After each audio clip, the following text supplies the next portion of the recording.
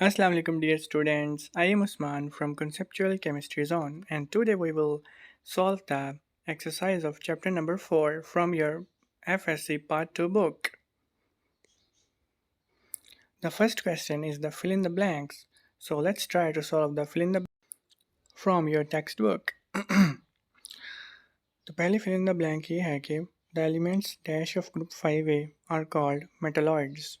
इसमें पूछा गया है कि ग्रुप 5A के कौन से एलिमेंट्स हैं जिन्हें हम मेटालॉइड्स कहते हैं। तो इसमें आ जाएगा आर्सेनिक और antimony. Second fill in the blank ये है in Birkeland and Eyde's process dash is prepared from atmospheric oxygen and nitrogen. इसमें ये पूछा गया है कि ब्रिकलैंड और आइड प्रोसेस में एटमॉस्फेरिक और ऑक्सीजन और नाइट्रोजन को इस्तेमाल करते हुए हम क्या बनाते हैं। तो हम इसमें नाइट्रिक ऑक्साइड लिखेंगे क्योंकि जब हमने ब्रिकलैंड और आइड प्रोसेस पढ़ा था तो मैंने आपको बताया था कि जब नाइट्रिक एसिड को प्रिपेयर किया जाता है तो उसके पहले स्टेप में हम एटमॉस्फेरिक ऑक्सीजन और नाइट्रोजन को आपस में रिएक्ट करवा के नाइट्रिक ऑक्साइड बनाते हैं। तो second fill in the blanks में आ जाएगा nitric oxide. Third fill in the blank ये है the tendency to form long chains of atoms are called. तो इसमें आ जाएगा कैटिनेशन। ये मैंने कार्बन और सिलिकॉन और चैप्टर नंबर जो है वो 4 में ग्रुप नंबर 4A की बात की थी, तब मैंने आपको बताया था कि the self linking property of carbon and silicon is called catenation which is the backbone of organic chemistry. Fourth fill in the blank देखें, all the elements of group 6A shows the property of dash. तो group 6A के सारे elements जो हैं वो allotropy की property show करते हैं। तो इसमें आ जाएगा एलोट्रॉपी। आगे जी fifth fill in the blank देखें, selenium shows 2 allotropes forms which are called dash forms. तो सेलेनियम जो है वो 2 एलोट्रॉपिक फॉर्म शो करता है जिन्हें हम रेड और ग्रे के नाम से जानते हैं। तो इसमें आ जाएगा रेड एंड ग्रे। नेक्स्ट देखिए जी six fill in the blank. इसमें पूछा गया है specific gravity of H2SO4 at 18 degree centigrade is dash. तो 18 डिग्री सेंटीग्रेड पे सल्फ्यूरिक एसिड की जो स्पेसिफिक ग्रेविटी होती है वो होती है 1.834। तो इस फिल इन द ब्लैंक में आ जाएगा 1.834। Next seven fill in the blank देखें। इसमें पूछा गया है H2 is produced by reacting sulphuric acid with metals like. कि सल्फ्यूरिक एसिड को किन मेटल्स के साथ हम रिएक्ट करते हैं कि हाइड्रोजन गैस जो है वो प्रोड्यूस हो। तो उन मेटल्स में आ जाते हैं जी जिंक, मैग्नीशियम और टिन। जब सल्फ्यूरिक एसिड को जिंक, मैग्नीशियम और टिन के साथ रिएक्ट करवाया जाता है तो हाइड्रोजन गैस जो है वो प्रोड्यूस होती है। Next fill in the blank देखें जी, the element of group 5A exhibit maximum oxidation state of dash. तो ग्रुप 5A के जो एलिमेंट्स हैं उनकी मैक्सिमम ऑक्सीडेशन स्टेट जो होती है वो +5 होती है। तो इस फिल इन द ब्लैंक में आ जाएगा +5। नेक्स्ट देखिए जी ninth fill in the blank. इसमें पूछा गया है the outer most shell of group dash elements contain 6 electrons. कि वो कौन सा ग्रुप है जिसके एलिमेंट्स के आउटर मोस्ट शेल में 6 इलेक्ट्रॉन होते हैं। तो ये बात मैंने आपको बहुत वजाहत से बताई थी कि कोई भी एलिमेंट जितने ग्रुप में पाया जाता है उसके आउटर मोस्ट शेल में उतने ही इलेक्ट्रॉन होते हैं। जैसे कि लिथियम जो है वो ग्रुप 1A में पाया जाता है तो लिथियम के आउटर मोस्ट शेल में 1 इलेक्ट्रॉन होता है। बेरिलियम ग्रुप 2 में पाया जाता है, इसके आउटर मोस्ट शेल में 2 इलेक्ट्रॉन होते हैं। इसी तरह तीसरे चौथे में कार्बन पाया जाता है, उसमें जो है वो कार्बन के आउटर मोस्ट शेल में फिर 4 इलेक्ट्रॉन होंगे।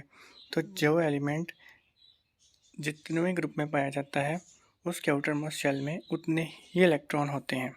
तो यहाँ पे आ जाएगा 6A क्योंकि 6A ग्रुप के जो एलिमेंट्स हैं उनके आउटर मोस्ट शेल में ही 6 इलेक्ट्रॉन होंगे।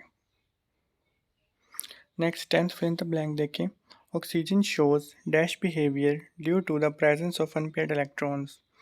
ऑक्सीजन जो है वो पैरामैग्नेटिक बिहेवियर शो करता है क्योंकि उसमें अनपेयर्ड इलेक्ट्रॉन्स होते हैं। और पैरामैग्नेटिक मैग्नेटिक बिहेवियर ये होता है कि due to the presence of unpaired electron any element which is attracted by the magnet। तो हम ये कह सकते हैं कि due to the presence of unpaired electron in the oxygen shows paramagnetic behaviour and can be attracted by the magnet. आगे 11th fill in the blank देखें, उसमें पूछा गया है concentrated phosphoric acid act as a. तो concentrated phosphoric acid जो है वो डिहाइड्रेटिंग एजेंट के तौर पर इस्तेमाल होता है, इसमें आ जाएगा dehydrating agent. Next fill in the blank देखें, उसमें पूछा गया है nitrogen is a gas while other elements of the group are. तो जैसे कि हमें पता है कि नाइट्रोजन जो है वो गैस होती है और ग्रुप 5A के बाकी एलिमेंट्स जो हैं वो सॉलिड होते हैं। तो इस फिल इन द ब्लैंक में आ जाएगा सॉलिड। अगली फिल इन द ब्लैंक देखें, उसमें पूछा गया है noble metals like gold and platinum are dissolve in dash. तो एकोरिजिया जो है उसमें गोल्ड और प्लेटिनियम जो है वो डिज़ोल्व हो जाते हैं और एकोरिजिया जो है वो 3:1 मोलर रेशो होती है HCl की और नाइट्रिक एसिड की। आगे 14th fill in the blank देखें, sulphur is different from oxygen because it shows dash oxidation states. तो जो सल्फ़र है वो +2 +4 और +6 ऑक्सीडेशन स्टेट जो है वो शो करती है, इसलिए वो ऑक्सीजन से डिफ़र करती है। आगे जी last fill in the blank देखें, nitric acid is used in the manufacturing of dash fertilisers.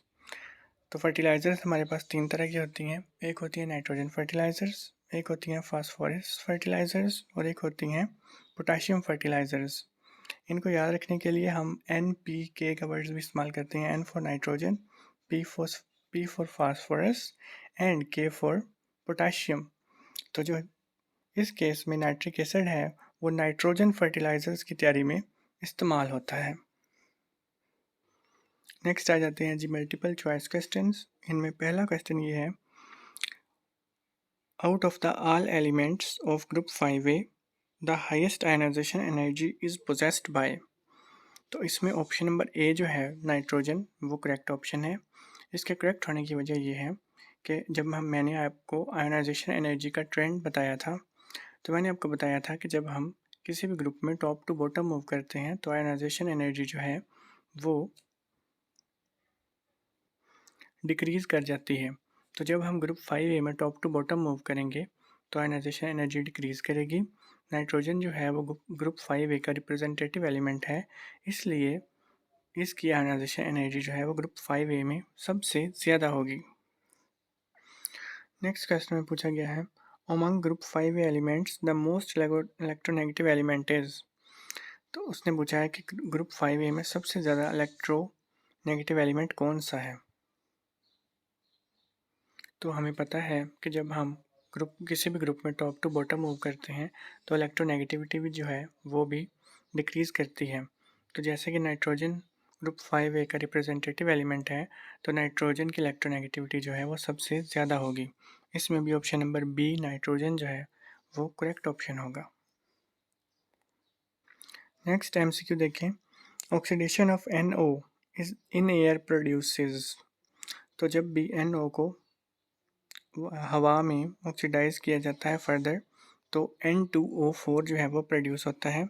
इसमें ऑप्शन नंबर सी जो है वो करेक्ट ऑप्शन है।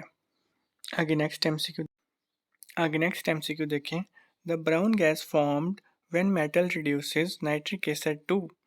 तो इसमें ऑप्शन नंबर सी जो है वो करेक्ट ऑप्शन है, NO2। आगे नेक्स्ट एमसीक्यू देखें, लाफिंग गैस इज केमिकली। तो इसमें N2O जो है वो करेक्ट ऑप्शन है, जो कि क्योंकि N2O जो है वो लाफिंग गैस का फार्मूला है और ये बहुत सारे एग्जाम्स में पूछा जाता है कि what is the formula of laughing gas. तो आपने भूलना नहीं है, N2O is the chemical formula of laughing gas and option number B is the correct option. आगे नेक्स्ट MCQ देखें, सल्फर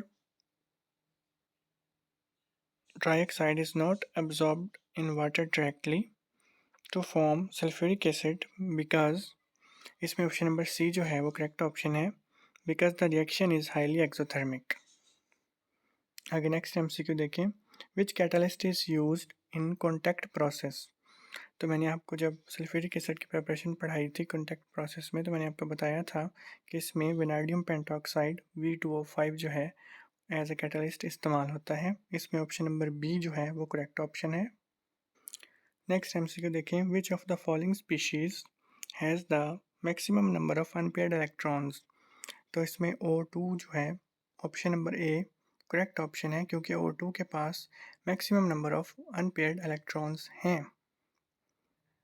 नेक्स्ट इस एक्सरसाइज में कुछ शॉर्ट क्वेश्चंस आ जाते हैं। अगर आपने मेरी इस चैप्टर की वीडियोस को केयरफुली वॉच किया हो तो आप उन शॉर्ट क्वेश्चंस को आसानी से हल कर सकते हैं।